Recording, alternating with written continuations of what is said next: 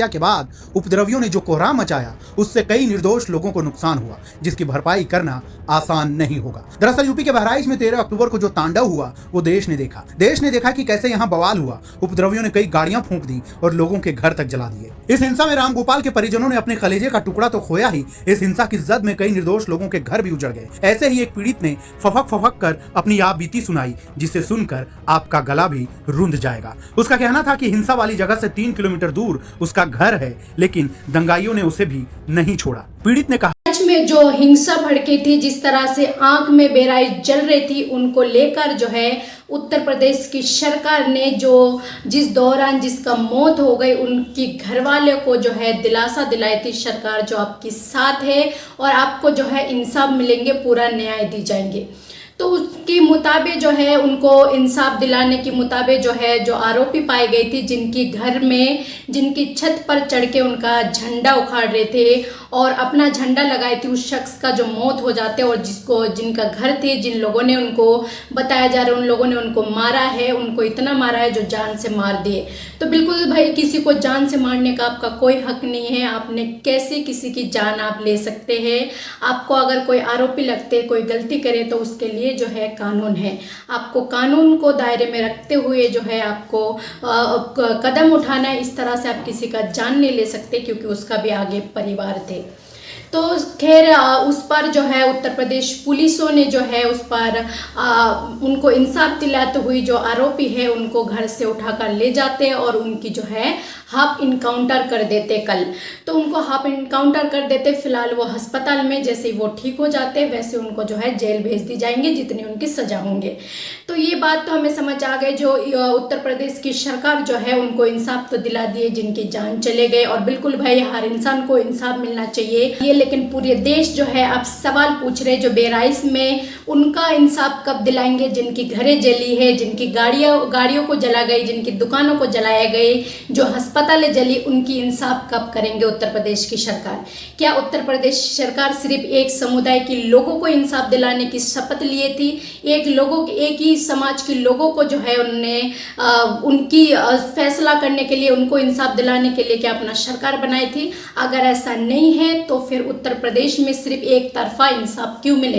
क्योंकि उनका भी इंसाफ मिलना चाहिए। जो आपने दुर्गा पूजा के दौरान जब जुलूस निकाले गए थे, उस वक्त किसी के मोहल्ले पर आप जुलूस निकालते और इस तरह की कोई धार्मिक चीज आप माता रानी को अपना मानते और गंदी भद्दी गाना बजाते उनके ऊपर, तो क्या किसी की माँ बहनों की आप अपमान करते? तो वो चीज की इंसाफ उनको कब मिलेंगे? उसके बाद आप किसी की प्राइवेसी खराब करते, किसी के घर में अपनी मर्जी से जाके उनकी घर के झंडा आप उखाड़ते हैं, उस चीज के लिए उनको इंसाफ कब दिलाएंगे ये सरकार?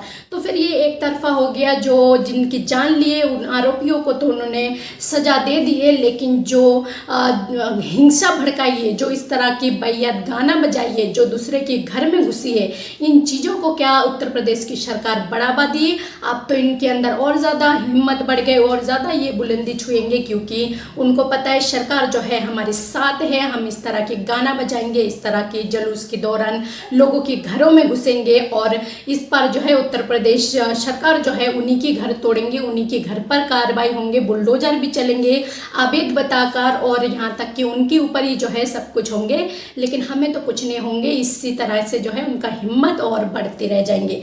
लेकिन क्या उत्तर प्रदेश सरकार उनकी अगर इंसाफ नहीं कर सकते तो वो ये भी बता दे, जो उनकी सरकार वो नहीं है, वो एक समाज की सरकार है, और अगर उनकी भी सरकार है, उनकी भी मुख्यमंत्री है, तो उनका भी इंसाफ करनी चाहिए। और करनी चाहिए तो वो कब करेंगे? लेकिन उससे पहले जो इनका बयान एक बार आप सुनिए।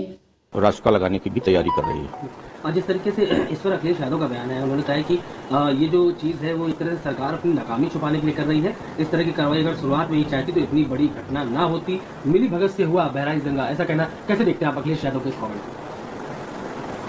आप ये बताइए कि एक भी किसी भी अपराधी के इनकाउंटर पे क्या अखिलेश यादव ने सकारात्मक बात की है?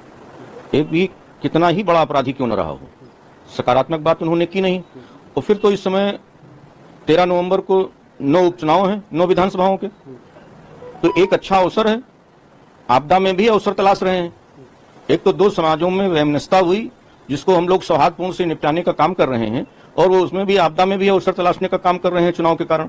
तो भारतीय जनता पार्टी या योगी सरकार इस तरह का कोई कार्य नहीं करती है कि हम आपदा में अवसर तलाशें।